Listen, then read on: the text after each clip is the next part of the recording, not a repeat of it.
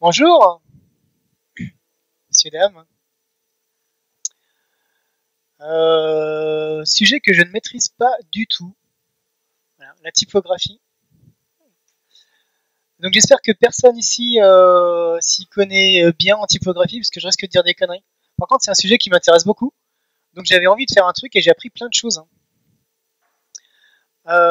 Typographie plutôt spécifique à un domaine pour lequel, pour le coup, par contre, je me débrouille un peu, c'est CSS. Et l'idée, c'est de voir un peu comment ça a évolué. On m'entend bien? J'ai l'impression que ça résonne. Non, très bien. Très bien.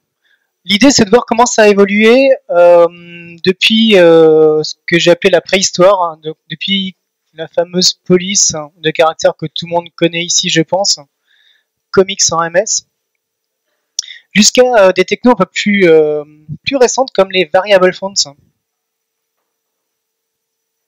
Et donc, je vous propose un petit parcours historique et technique de tout ça. Alors, bonjour, je m'appelle Raphaël. Je viens d'Alsace, très jolie contrée juste avant l'Allemagne, d'où les symboles vestimentaires un peu différents. Très bien. J'aime bien CSS et, et, euh, et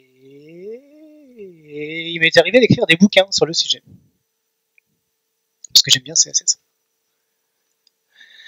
Voilà donc de quoi nous allons parler. Sans surprise, de comicsant aux variable fonts, donc un historique qui va commencer en 1995 et qui va se terminer il n'y a pas si longtemps.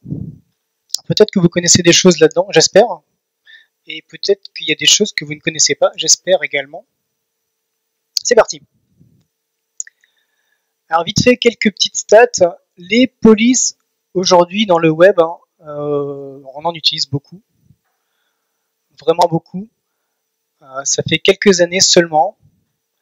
On peut dire que la plupart des sites web aujourd'hui utilisent ce qu'on appelait avant des polices exotiques, et qu'on va retrouver globalement sur Google Fonts, pour ne pas citer de marque.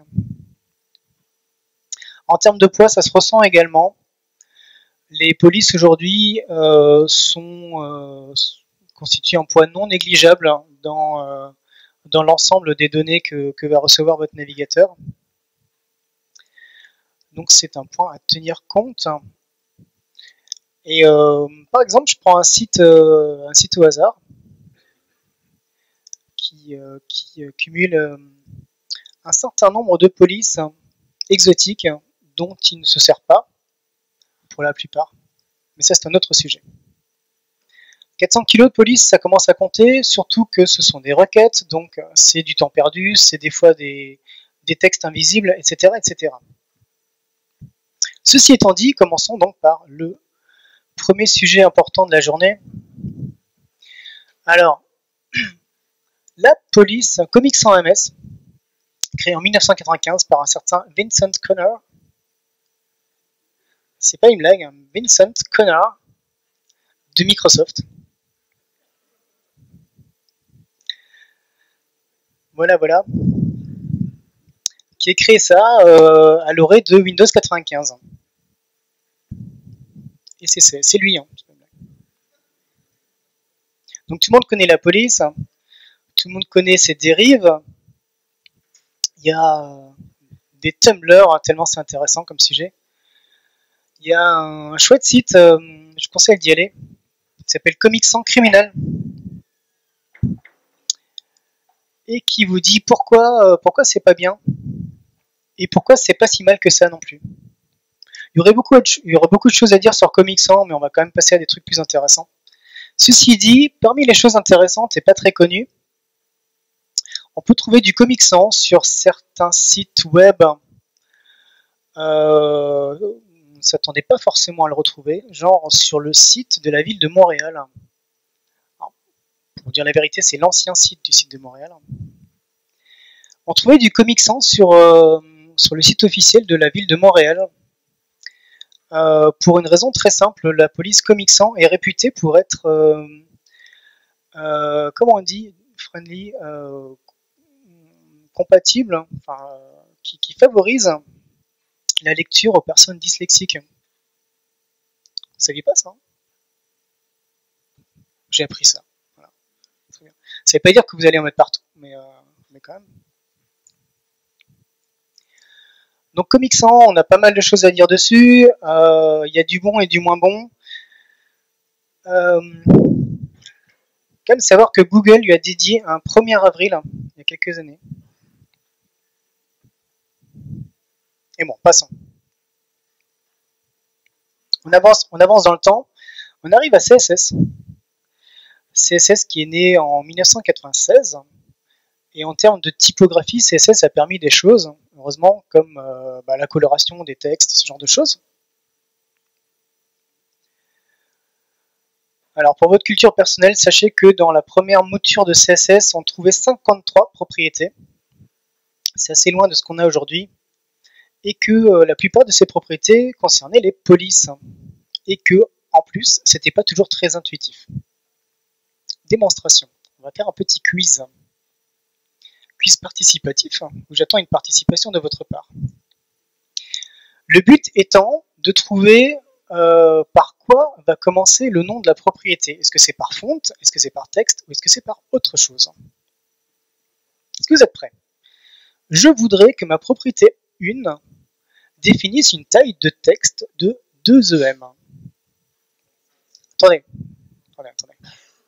On va lever la main. Vous levez la main ceux qui pensent que la propriété commence par font. Très bien. Vous allez lever la main ceux qui pensent que ça commence par texte. Je t'ai vu. Ceux qui pensent que ça commence par autre chose. Très bien. Presque tout le monde a réussi. C'était bien font size.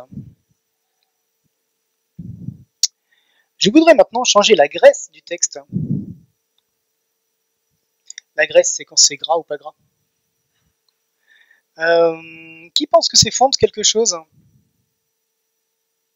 Très bien. Qui pense que c'est... Vous m'entendez toujours ou pas? Qui pense que c'est texte quelque chose? Qui pense que c'est autre quelque chose? Très bien, très bien. C'est font weight en effet. Bravo. Jusque-là, tout va bien. Je veux cette fois-ci changer la couleur de texte et je veux choisir rose. Alors le rose n'existe pas, ce sera pink. Qui pense que c'est une propriété qui commence par font quelque chose? Par texte quelque chose? Par autre chose quelque chose? Ah. En effet, contre toute attente, la couleur de texte c'est color.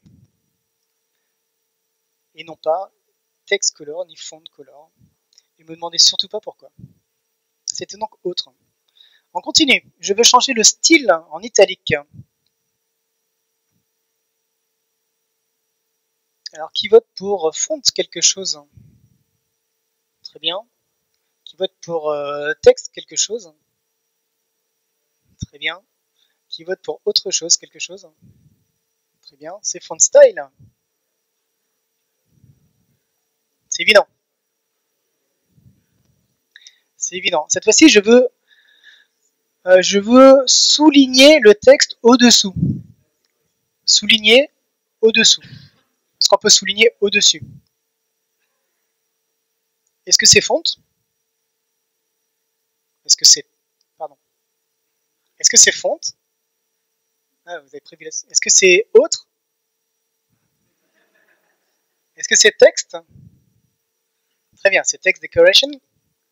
Texte décoration en alsacien. Underline. Est-ce qu'il existe overline?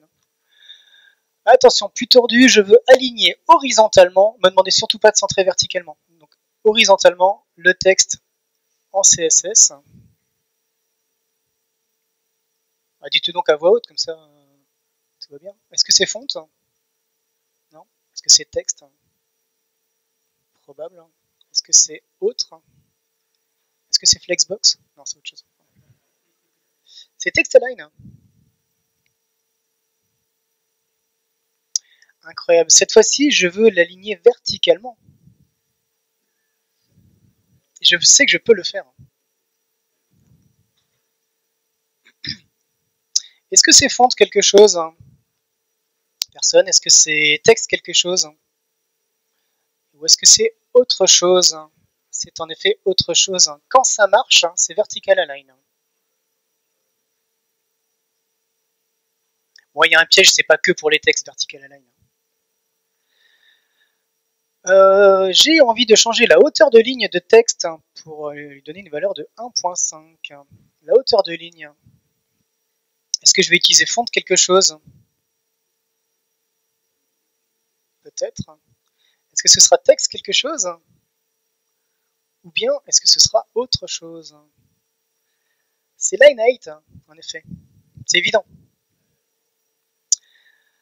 Et c'est presque la dernière. Je vais changer la casse du texte en majuscule. Vous savez, comme dans uppercase. Est-ce que c'est font? Personne? Est-ce que c'est texte? Est-ce que c'est autre? C'est en effet texte transform, bien entendu. Et la dernière, cette fois-ci, je veux changer la case du texte en petite majuscule.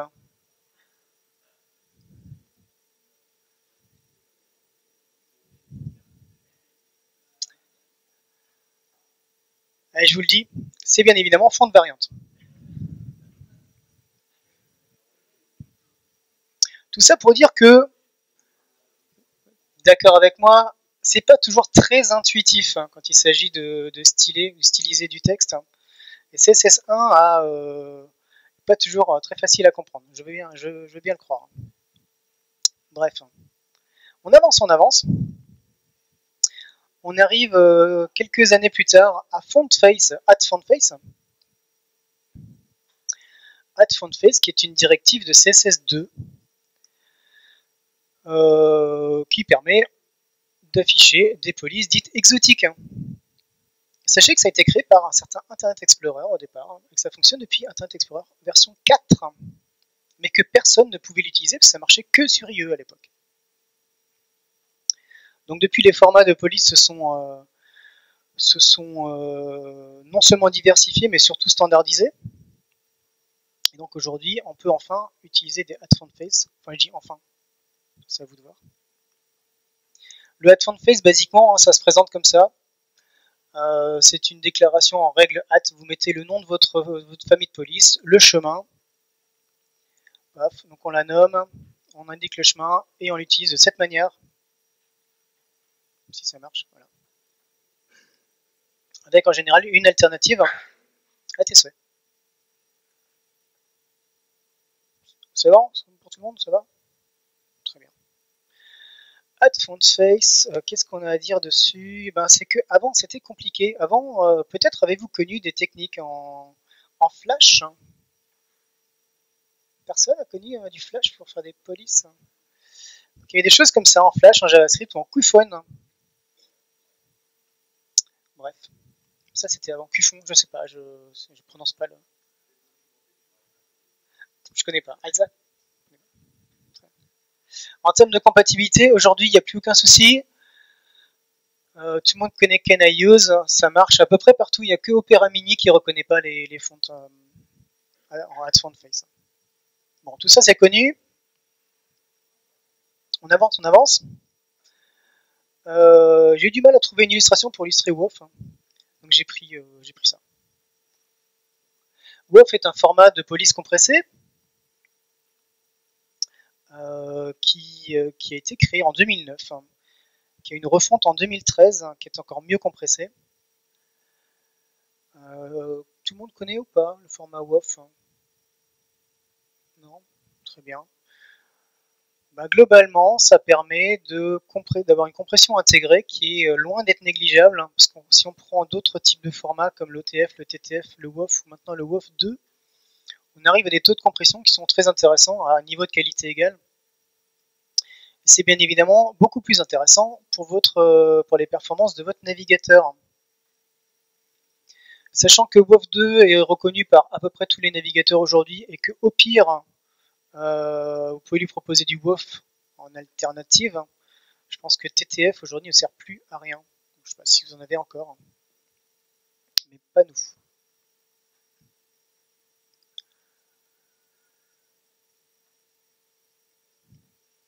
Voilà les différents types de formats de police. WoW est reconnu à partir de Edge.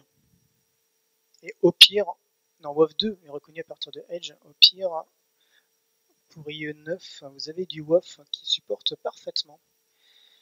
Et au pire, pour IE 8, vous pouvez quand même lui proposer du WoW parce qu'il ne chargera rien. Et c'est pas si grave.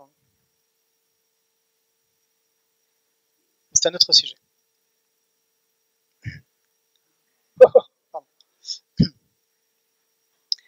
Alors ça, c'est ce qu'on faisait avant. Je ne sais pas si quelqu'un ici est capable de retenir ce qu'on appelait la syntaxe bulletproof de AdFontFace. C'était super rigolo, avec des petits hacks juste pour IE, mais ça c'est un autre sujet.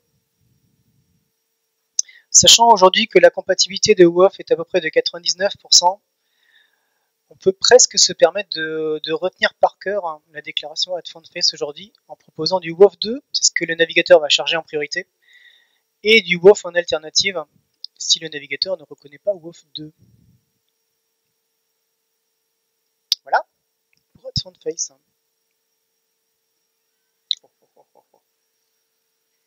Ah non, faut pas arriver à ce moment-là, quoi. Pas... Non, pardon.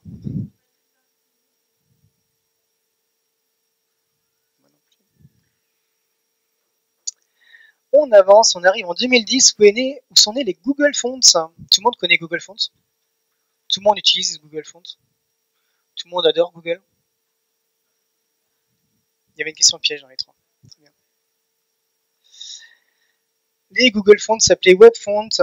Avant, on en dénombre 915. Ce sont des polices libres qui sont utilisées sur énormément, je dirais même comme ça de tête 42 millions de sites aujourd'hui. C'est beaucoup, hein. Tous ces sites qui font tellement confiance à Google Fonts API, je trouve ça vraiment beaucoup. Voilà.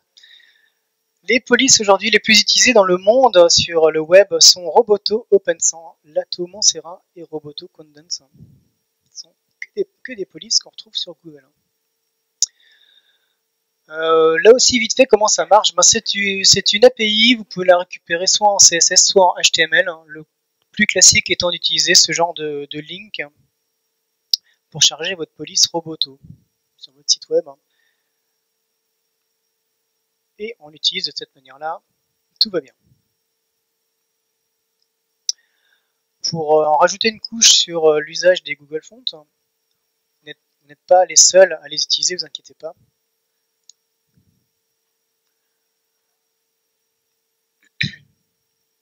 Très bien, d'après vous, dites-moi, OpenSens, qui est une des 2 ou 3 polices les plus utilisées au monde, si je la récupère de Google Fonts, d'après vous, quel va être son poids?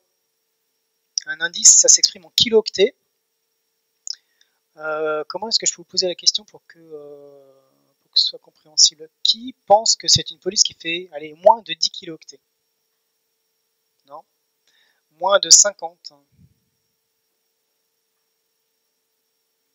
Moins de 100? Moins de 500?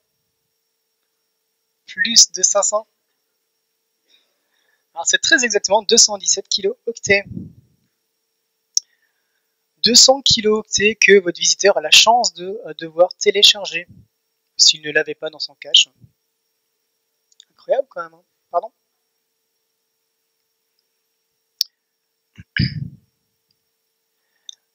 Très bien, on avance. On arrive à CSS3. Grâce à CSS3, on peut faire tellement de choses bien. On peut faire du texte qui s'enflamme. Ça n'existait pas avant. Non mais sérieux, c'est pas des images, hein, c'est du vrai texte. Enfin là c'est une image, mais vous avez compris. C'est chouette, non? Ça, on est d'accord que forcément, on doit en mettre partout. Sur tous les sites web. Rien que du texte qui s'enflamme, c'est quand même une avancée majeure. peut le faire depuis 2011. Puis peut-être des choses un peu plus intéressantes, peut-être moins sexy mais plus intéressant. Des propriétés CSS3 liées au texte. On peut citer font variante numérique qui permet de mieux afficher les nombres, genre les fractions, ce genre de choses, ou le 0 par rapport à un O. Des choses comme font smoothing pour adoucir les fonds, des choses comme hyphens pour passer à la ligne, ou pour gérer le kerning, des choses comme ça. Tout ça existe depuis 2011 à peu près. Mais surtout, on va retenir qu'on peut faire ça. Et si vous ne me croyez pas, je peux vous le prouver. Hein. Est-ce que j'ai le temps? Je suis pas sûr d'avoir le temps de vous le prouver, mais peut-être que je vous le prouverai. Parce qu'en plus, c'est animé. Si, allez, je le prouve. Non, mais... Ah, j'ai pas internet. Hein. C'est pas grave. Vous me croyez sur parole?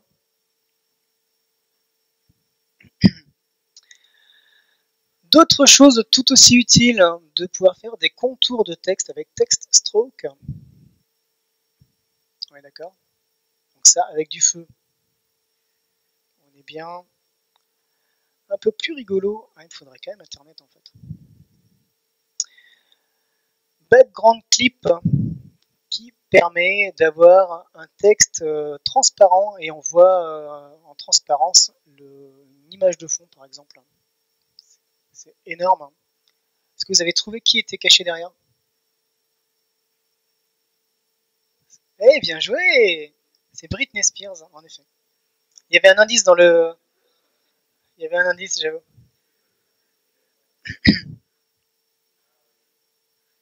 Ça, c'est des trucs qui marchent partout sur tous les navigateurs. Par contre, vous n'êtes pas obligé d'utiliser.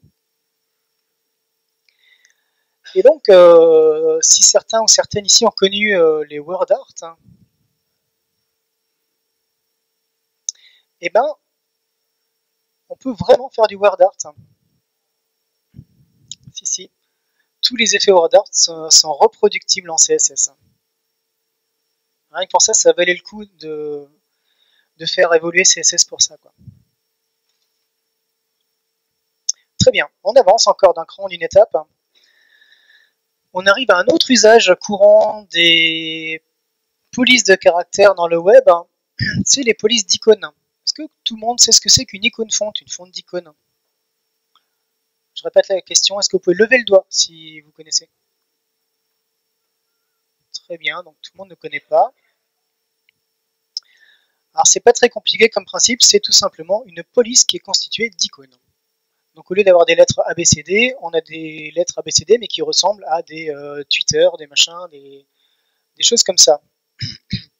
Quand vous écrivez la lettre A dans votre navigateur sous cette forme de police, ça va s'afficher comme autre chose.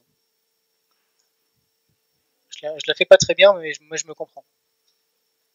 Le gros intérêt de ça, c'est que vous avez rassemblé dans un seul fichier des centaines d'images. C'est une sorte de sprite. Si vous avez connu les sprites, ça permet d'avoir qu'une seule requête pour le navigateur. Il charge un seul fichier qui est constitué de plein d'images.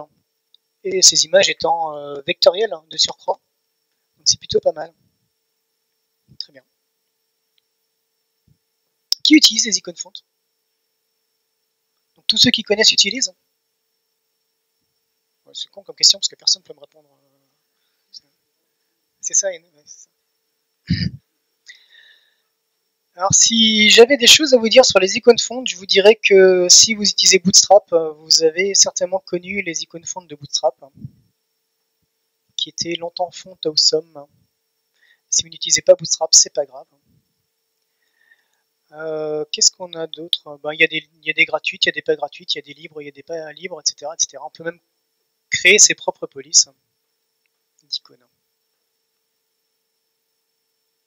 Comment ça marche? C'est une police qu'on charge avec un @fontface, avec le nom de votre fichier, et vous l'utilisez de manière différente. Voici une manière. L'idée, c'est de dire que par exemple, devant mon icône qui a cette classe-là, on va générer un pseudo-élément. Donc en CSS, ce pseudo-élément, c'est la lettre. C'est la lettre T, par exemple, qui, dans cette police, va s'afficher comme le caractère Twitter. incroyable, hein, il se passe un truc comme ça.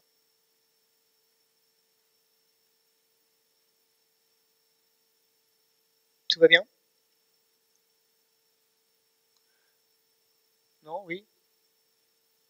Alors, la réponse c'est plus ou moins. On s'attardera pas sur la qualité et notamment l'accessibilité de cette technique. Donc il y a d'autres façons de faire. Les icônes fontes, c'est compliqué à rendre accessible. Et il existe notamment d'autres techniques que les icônes fontes, par exemple SVG qui marche très très bien aussi, voire mieux, pour d'autres raisons. Ceci dit, les avantages des icônes fontes, c'est que c'est vectoriel, contrairement aux fameuses images qu'on avait avant en PNG ou en JPEG. On n'a qu'une seule requête pour le navigateur. On peut styler facilement en CSS, on peut mettre du feu. C'est bon? C'est ce qui est vrai. L'alignement, c'est pour rester poli, c'est compliqué. C'est comme du texte, hein, avec les vertical align, ça marche des fois et des fois pas, parce que c'est du texte. Et faut pas se leurrer, hein, c'est un détournement de la sémantique, c'est pas vraiment fait pour ça au départ. Donc c'est pas super chouette. Et surtout, on peut pas faire de multicolore. Ça c'est vraiment dommage. On peut pas avoir un bout d'icône, c'est compliqué, un bout d'icône bleu, un bout d'icône rose. Ça c'est vraiment dommage. Quoi? Non? J'ai entendu une remarque? Oui, on peut avec les gradients. Mais genre, si tu as un soleil avec une étoile, tu peux pas avoir l'étoile en bleu et le soleil. Tu peux avec des before after dans ton before after. Oui. Et surtout, c'est peut-être le point le plus intéressant et le plus important, c'est que en termes d'accessibilité, c'est compliqué. C'est faisable, mais c'est compliqué. Est-ce que vous voulez une démo? Super, ça m'arrange. Est-ce que j'ai internet? Votre question. Alors, très bien. Hop. Bougez pas. Si vous avez des questions, profitez-en, parce que comme ça peut meubler un peu. Ah, c'est un truc top secret, il faut pas que je montre le mot de passe. Ah. Attends, je crois que je l'ai.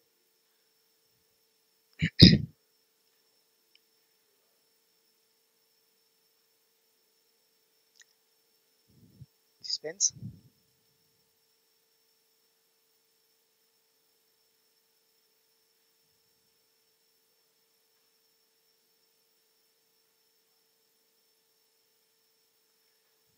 Hey, bien joué, merci. En fait, je suis con, j'aurais pu faire exactement la même chose, hein, ceci dit. J'aurais pu partager. Hey.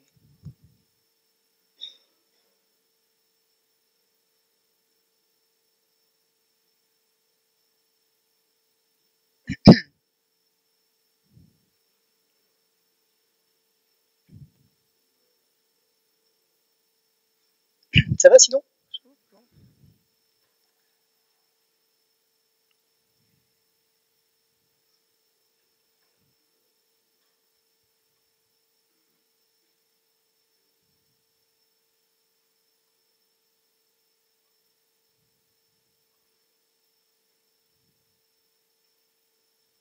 Bon, sinon je vais le laisser charger. Hein.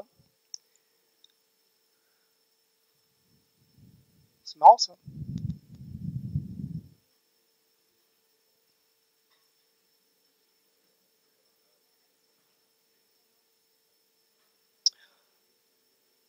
Quoi?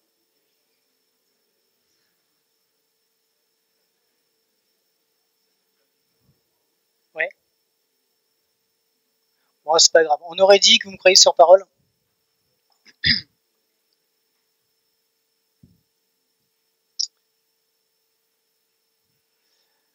Et donc l'idée c'était de vous montrer comment ça marche des icônes fontes, tout simplement. La prochaine fois, je ferai une démo en vidéo et puis ce sera plus simple. Allez, on passe à des trucs tout de suite plus intéressants, à mon goût. Les ligatures. Une ligature, vous savez peut-être ce que c'est le fait d'associer des caractères en un nouveau caractère qui est une composition de caractères. Ok? C'est ce que fait Word ou d'autres traitements de texte. Les ligatures existent dans le web. Et dans le web, on va trouver des ligatures de différentes sortes, des ligatures dites ordinaires, esthétiques, historiques et spécifiques. Alors, les ligatures, bien évidemment, il faut que la police elle-même ait prévu l'usage de ces ligatures. Donc il faut qu'elles soient permises par la police, par celui qui a créé la police. Celui ou celle. Vous trouverez pas mal de polices, notamment libres et gratuites, contenant des ligatures, genre Calendas, plus, etc. etc. Alors qu'est-ce qu'on peut faire avec ben, on peut faire des trucs comme ça. Incroyable, non?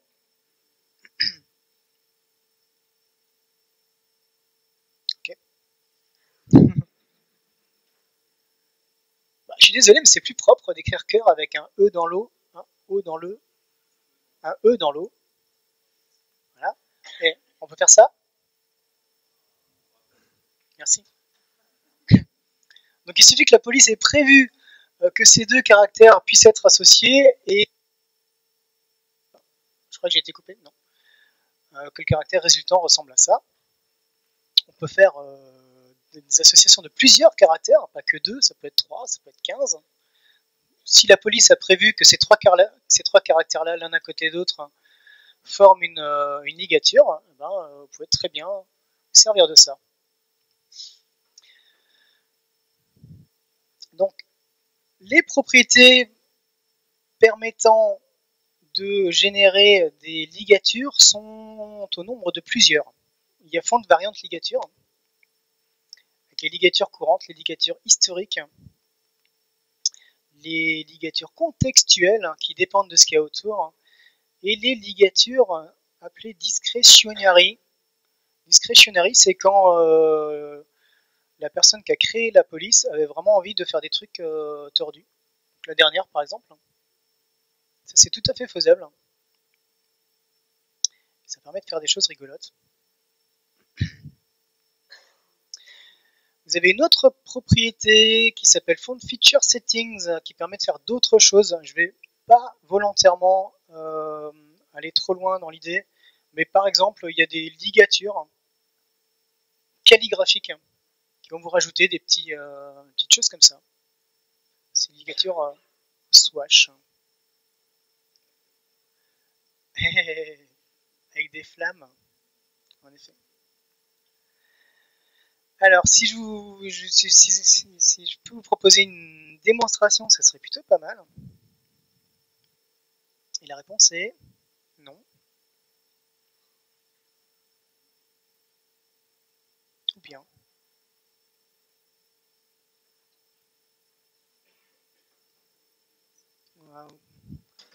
C'est pas très grave, hein. C'est pas grave, j'ai de quoi compenser.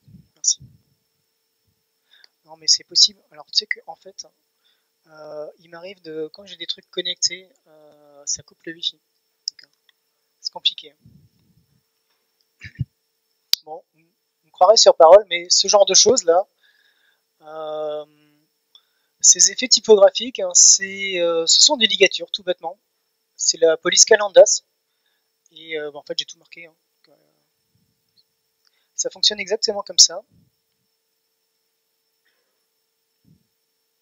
Et si je prends un site au hasard, par exemple ça, là, c'est pas une image, c'est pas du SVG, c'est les lettres R et G de cette police Calendas. Avec activé la Font Feature Settings Swash. Stylé, non?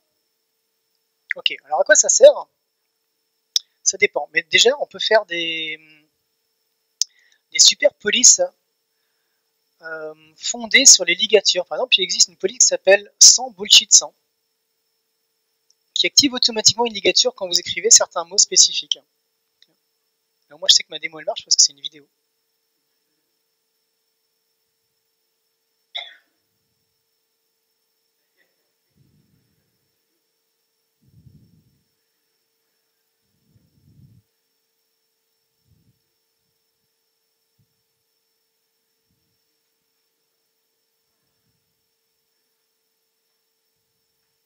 C'est tellement utile ça. Donc ça s'appelle sans bullshit sans.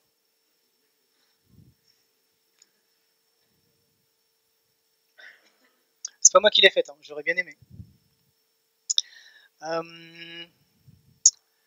Toujours aussi intéressant, on peut se servir de ligature pour faire des équivalents de fonticônes. Sauf que ce sont les mots ici présents qui vont générer un caractère, parce que ça va être associé à une ligature. Et là aussi j'ai une démo.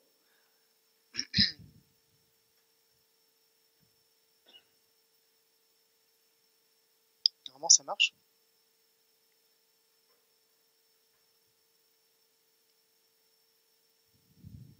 Ce que ça veut dire, c'est que derrière, dans votre HTML, au lieu d'écrire le caractère T pour Twitter ou je sais pas quoi, n'importe quoi comme caractère, vous écrivez Twitter.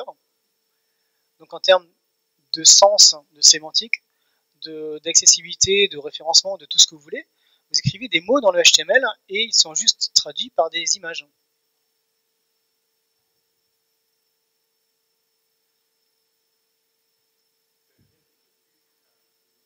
Vas-y, ouais. Ah, si tu dis que, par exemple, ton span ou ton machin de texte, il doit être écrit dans cette police, ce sera que cette partie-là qui sera écrite. Non, sinon, si tu ne vas plus du tout écrire mobile sur ton site, c'est un peu gênant, effectivement. Pardon? C'est classe? Moi, je trouve ça assez classe, ouais. Et sachez que vous pouvez utiliser des outils comme Ecomoon. Ecomoon qui vous permet de générer vos icônes fontes et vous pouvez les générer à partir de ligatures. Par exemple, dans Ecomoon, ça va aussi être une démo. Vous aurez un moyen de, par exemple, écrire le mot menu dans votre HTML et que ce soit représenté sous cette forme-là, plutôt qu'un caractère qui sert à rien. Je vous le fais vite fait, comme ça, sans wifi.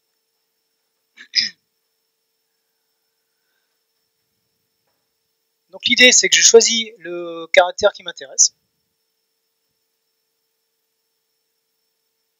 Les caractères qui m'intéressent.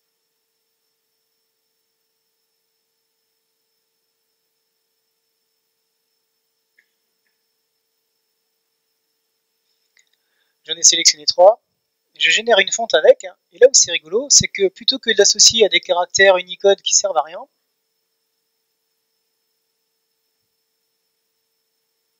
je vais activer les ligatures, et je vais pouvoir écrire un ou plusieurs mots, donc dans plusieurs langues si j'ai envie, qui vont associer, qui vont automatiquement être générer une ligature. Vous avez compris l'idée? Ça m'arrange. Et après, vous téléchargez votre fonte. Et ça marche très bien comme ça. Hop, j'avance. Les ligatures sont reconnues par tous les navigateurs du monde, plus ou moins.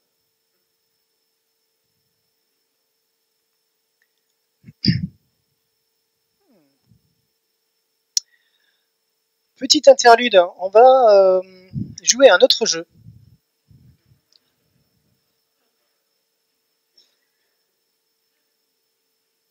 La question est de savoir si mon fichier de police va être chargé ou pas par le navigateur. Alors, il faut connaître un petit peu FontFace et tout ça. Donc, on imagine que j'ai un FontFace qui va chercher une URL qui existe, qui va chercher ce fichier-là, que derrière, en fait, j'ai un truc comme ça, ce sera plus simple. Derrière, je vais appliquer cette font family à un paragraphe, et dans mon HTML, j'ai un paragraphe. D'après vous, est-ce que le navigateur va charger la police ou pas? Non, on va dire qu'il n'y a pas de piège. Tout est là, tous les fichiers sont là. Qui pense que le fichier est chargé? Il faut dire oui. Il est chargé, il faut dire oui. Oui, tout le monde? Bravo, très bien. Il est bien évidemment chargé, puisqu'on le demande, il est là et on le veut. Ok. Plus tordu.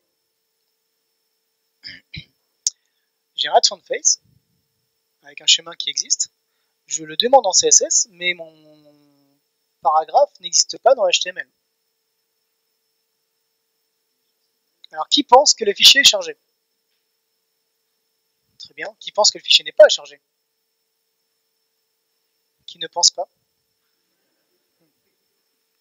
Le fichier n'est pas à charger, heureusement. Alors, sauf série inférieure à 9, en effet. C'est intéressant à savoir, le fichier n'est chargé que quand il est demandé dans le HTML. Attention, c'est pas fini. Alors, j'ai un font face, j'ai un font family sur paragraphe, j'ai un paragraphe dans mon HTML, il est vide. Qui pense que mon fichier WOF2 est chargé? Qui pense qu'il n'est pas chargé? Qui pense que ça dépend du navigateur? Il n'est pas chargé. Généralement, il n'est pas chargé. Là, pour le coup, c'est sauf sur IE. Alors pour Edge, je sais pas. Mais en tout cas, jusqu'à IE11, c'est sûr. Cas numéro 4. Plus tordu. Je demande une police que j'appelle Kiwi. Dans mon font family, je demande du Arial en priorité et Kiwi en alternative. On suppose que l'utilisateur a Arial sur lui. Pas sur lui. Hein. Est-ce que mon fichier Kiwi est chargé ou pas? Qui pense que oui? Qui pense que non? Eh ben, actuellement la réponse est non. Mais les navigateurs ont le droit de faire ce qu'ils veulent.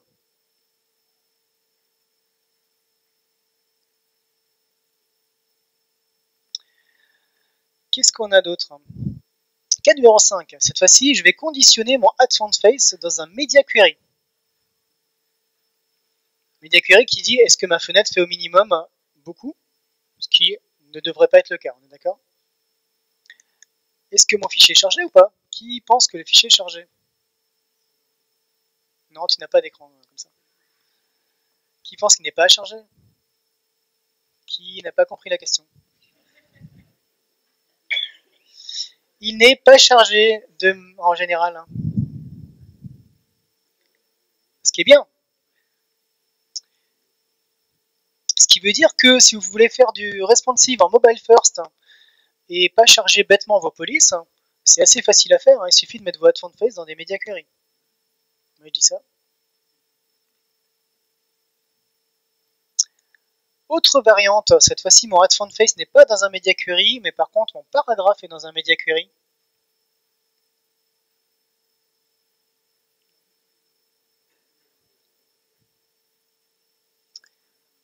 Qui pense que c'est chargé? Qui pense que c'est pas chargé? Qui pense que ça dépend? Non, c'est pas chargé, comme avant. Donc dans les deux cas, vous pouvez vous démerder pour avoir sur mobile la police classique, système, et ne charger une police exotique que sur grand écran. Très bien. On change encore de sujet parce qu'on a encore deux trucs à voir. La propriété font display. Font display qui n'est pas du tout sexy. Je vous le dis tout de suite, il n'y a pas de feu, il n'y a rien qui bouge. Par contre, en termes de performance, c'est extrêmement utile. Font display va proposer au navigateur une stratégie de chargement de la police. Et surtout, va proposer au navigateur quel comportement il doit adopter quand la police n'est pas encore chargée. Pourquoi? Pourquoi? Parce que c'est bien.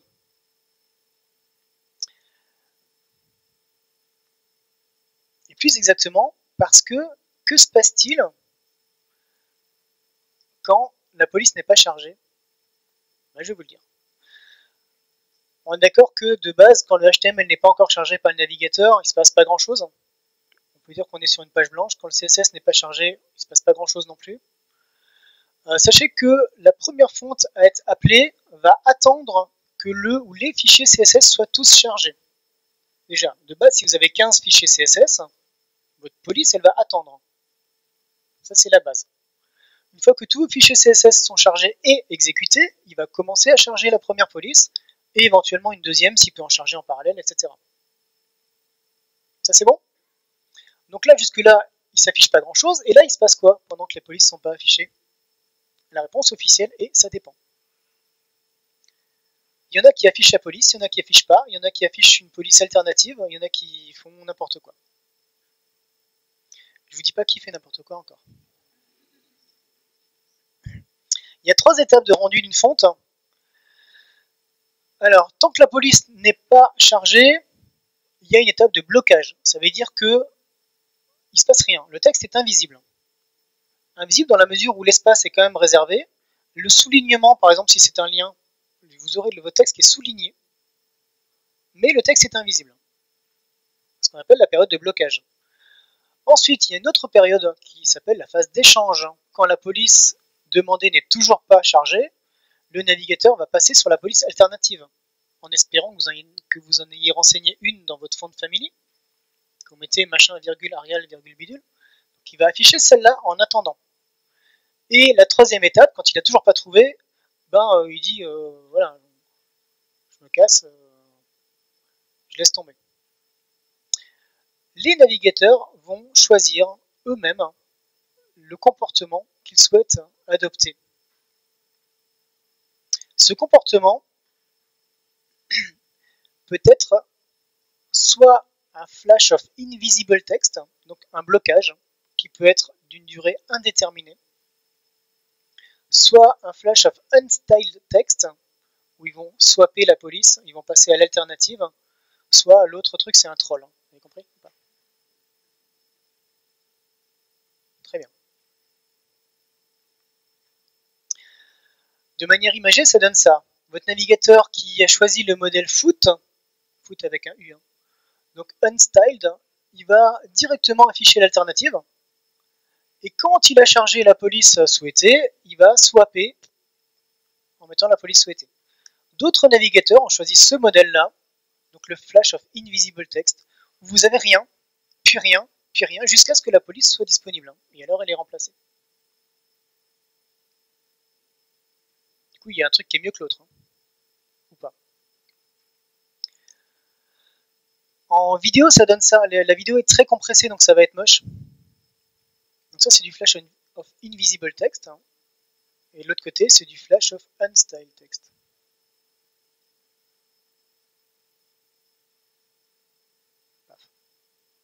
Au final, le rendu est le même, sauf qu'il y en a un où pendant 3 secondes et demie, on ne sait pas ce qui va se passer. Donc c'est quoi le mieux? Ça dépend, qui m'a dit ça? Bien joué. En effet, ça dépend. Alors sachez quand même que le seul navigateur à avoir adopté le comportement de foot, c'est Internet Explorer. Je ne sais pas si vous connaissez. C'est le seul qui choisit d'afficher directement, c'était quoi celui-là? La police alternative. Chrome, Firefox et Safari ont choisi un remix entre les deux. Ils ont un texte invisible pendant 3 secondes maximum.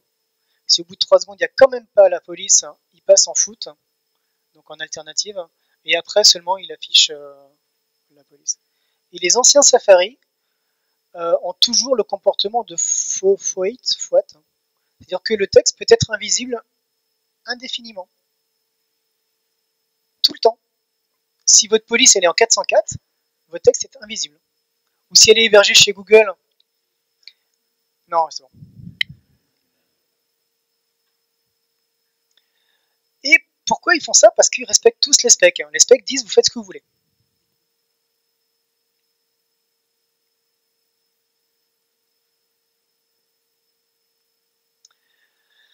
Pour modifier ce comportement, il existe une propriété qui est font display. Font display, c'est une propriété récente, donc ça ne va pas marcher sur tous les navigateurs. Mais quand ça marche, c'est vachement bien. La valeur auto étant la valeur par défaut, c'est globalement le navigateur fait ce qu'il veut. Il existe une valeur bloc. La valeur bloc, c'est pour imposer un fouet, donc un texte invisible. On peut l'imposer. Le wrap, le swap, c'est un foot, donc c'est le comportement d'IE. Ouais, j'ai un peu faim. Et vous avez optionnel, c'est toi qui vois navigateur. Si tu n'as pas envie de la charger et que tu sens que la vitesse est pourrie, pas de souci, tu tu la charges pas, si ça peut poser des problèmes de connexion, de vitesse. Pourquoi est-ce que la réponse est ça dépend? C'est parce que je ne sais pas si quelqu'un utilise des icônes fontes ici.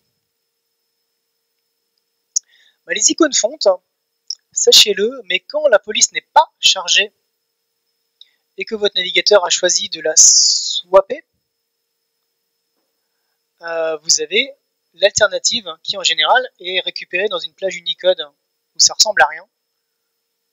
Je ne suis pas spécialiste, mais je dirais que ça ressemble à rien. Je connais pas trop bien le site là, mais je suis désolé, c'est pas très parlant.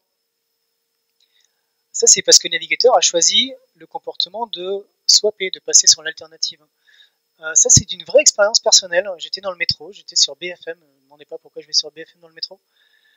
Et la police a mis un temps très très long à charger et je ne sais toujours pas aujourd'hui ce que veut dire ça. Donc pour ce comportement-là, il vaudrait mieux qu'il n'y ait pas d'alternative. Il vaudrait mieux que ce soit invisible. Donc je choisirais le fouet.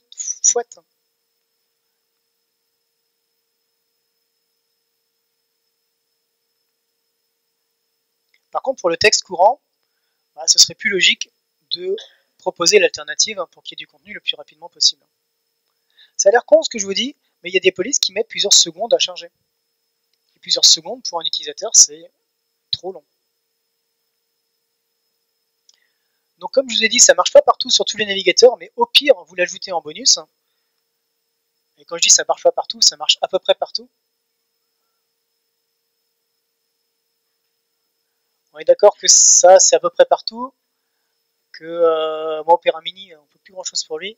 Et quand on parle d'Android Browser, on est d'accord que c'est l'ancien Android Browser qui aujourd'hui s'appelle comme ça.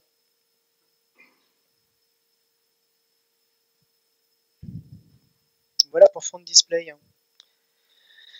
Et il nous reste un dernier sujet à couvrir qui s'appelle Variable Fonts. C'est fini? Non. Moi je crois que c'est jusqu'à 30. Ah. Alors en 20 secondes. Quelqu'un a déjà entendu parler des Variable Fonts? Juste pour. Okay. Variable Fonts, eh ben, c'est trop bien. Voilà, c'est tout. Non, globalement, c'est une fonte qui rassemble tous les états possibles. Les états de Grèce, d'italique, de tout ce qu'on a envie de lui faire faire. Donc c'est un format OpenType qui a été créé par plusieurs entités et qui contient donc les différentes variantes que le designer a prévu qu'elles contiennent. Par exemple, cette fonte qui s'appelle l'Xpartan, on peut dynamiquement, donc là le curseur il est en JavaScript, mais derrière ça correspond à une valeur de CSS. C'est une propriété CSS qui va changer et qui permettra dynamiquement de changer la graisse démonstration. Attention, hop.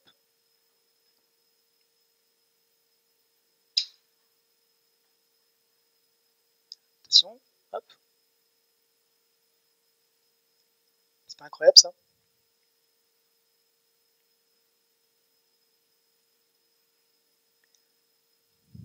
C'est beau, hein? Le principe étant justement, plutôt que d'éviter de charger 4 ou 5 polices, fichiers différents, vous avez déjà tout dans un seul. Donc au final, c'est beaucoup plus léger. On peut bien évidemment faire d'autres choses avec. Par exemple, il y a des gens qui ont créé des polices juste avec un caractère qui est celui-là. Où là, pour le coup, on peut changer, c'est le chapeau qui bouge et les yeux qui tournent. Attention, démonstration. Incroyable.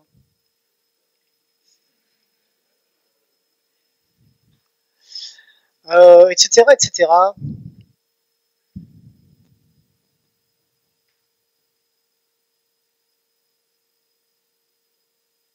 Bon, je vous fais pas toute la démo. Oh, celle-là, elle est bien. Ouais, tiens. Et concrètement, c'est une propriété qui s'appelle Font Variation Settings. Il faut bien sûr que les propriétés modifiables soient créées dans la police. Et vous pouvez très facilement, en CSS ou pas, les modifier, ce qui va permettre de faire bien évidemment énormément de choses. On peut imaginer des logos responsive, c'est-à-dire qui changeraient de tête automatiquement selon une taille d'écran ou de quoi que ce soit, des logos animés, des trucs multicolores, c'est quand même chouette. Multicolore et en feu. Y a j'ai trouvé pour l'instant un seul site qui se servait de ces polices variantes. C'est une conférence qui parle de police, de typographie. Donc ça s'appelle Ampersand Conf.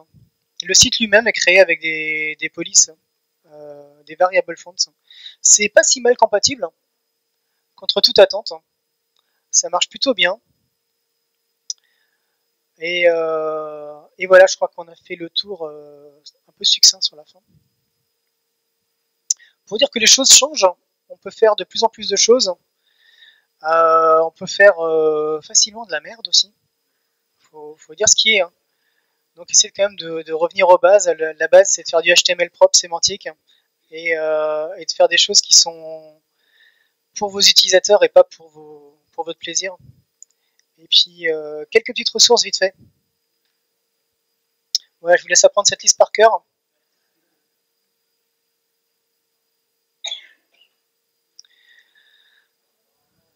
Non, mais attends, c'est pas fini. Je vous donne un truc à la fin. J'ai créé une collection avec tous les exemples qu'on n'a pas pu voir parce que j'avais pas internet. C'est sur l'adresse kiwi.gg/typo.